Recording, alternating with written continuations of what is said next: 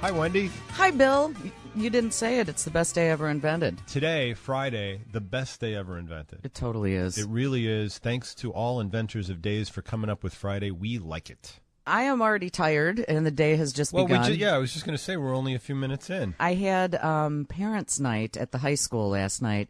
It's so weird that school just starts, and then you have, like, conference. Well, it's not conferences. I shouldn't say that. It's like an open house. Here's what we're gonna. Here's our game plan for your children. I liked it. I always liked those. I was late to every class. It's a big high school. Uh-huh. I sat in the wrong math class for a couple of minutes, and it was the wrong math class. This almost mirrored your own scholastic it did, experience, didn't it? Because freshman year, you never know where you're going. Right. But I've been to this school before with Michael. I should have known it. So I'm sitting in first period, and this teacher, Chris Thomas, teaches Intro to Radio and TV, and Dylan is taking that class. So here's me sitting in the front row. I know Chris Thomas. Mm-hmm. And then all the parents come in, and I want to share with you what he did. He introduced the class, explained what they were going to do, and then he played some audio of someone in radio and said, "Who is this voice?" And you listen to it, and right away all the parents are nodding their heads going, "It's Larry Lujak, legendary Larry Lujak." Mm-hmm.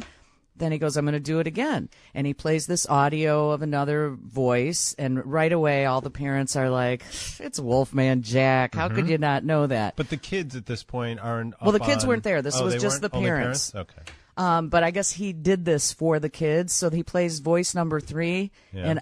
And listen, I know voices. I'm looking around at other parents like, I don't know. Do you know who this is? Yeah. And no one knows who it is. None of the parents. Uh-huh. Ryan Seacrest. But did the kids get that one? Well, again, kids weren't there last night. No, but when he played it for them yes, prior? And that's what his point was. Everybody has this legendary radio person that they know. Mm-hmm. And it was disgusting that kids today know who Ryan Seacrest is. But not Wolfman Jack or Larry Lujak. Doesn't that make you sad? Yeah, it does. And are you proud of me for not knowing Ryan Seacrest's voice? Actually, in the back of my head, all during the story, I'm like, please don't know who he is. And I'm glad you didn't know who Ryan Seacrest is. I had no idea, and I raised my hand like, why is he part of this? But why? Ryan Seacrest has the same radio voice that he does when he's hosting any shows. Do you think I've watched any of his shows? You never saw him on American Idol? I've boycotted with him. Kelly, yeah.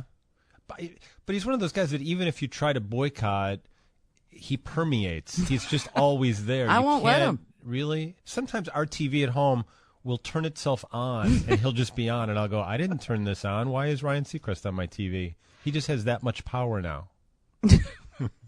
I don't like him, and I couldn't believe he was in the company of those two legendary greats. But the point being, kids today have someone that they listen to that is legendary to them. All right, so point well taken from the teacher, but now here's the question. Will any time be devoted during this class for these high school kids to Ryan Seacrest? No. Or was that just a one-time only? This was just an introduction to radio. Yeah. They did it the first day.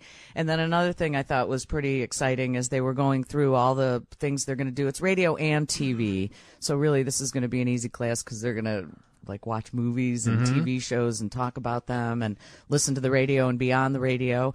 And then one of the subjects that Chris Thomas is going to cover is the marketing end of radio and what it does.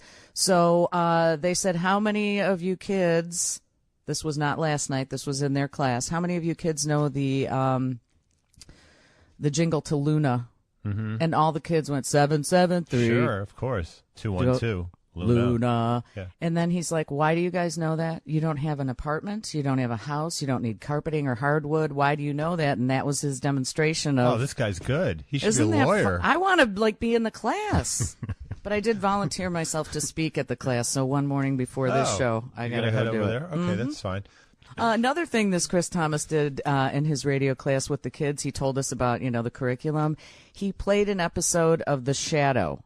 Oh, excellent. And he made them draw a picture of what they thought the shadow was and explained that before all the handheld gadgets, there weren't television. You literally stared at your radio and listened to a radio drama. Right. So he said, everybody's vision of the shadow was a little different, but I thought, I want to be in this class. See, the beauty of stuff like that is if you're exposing kids, high school kids, to stuff like The Shadow, so that they're probably 13 or 14, Yep. right? All right. So the point that needs to be made there is you were forced to use your imagination, and that's something that kind of has slipped away now.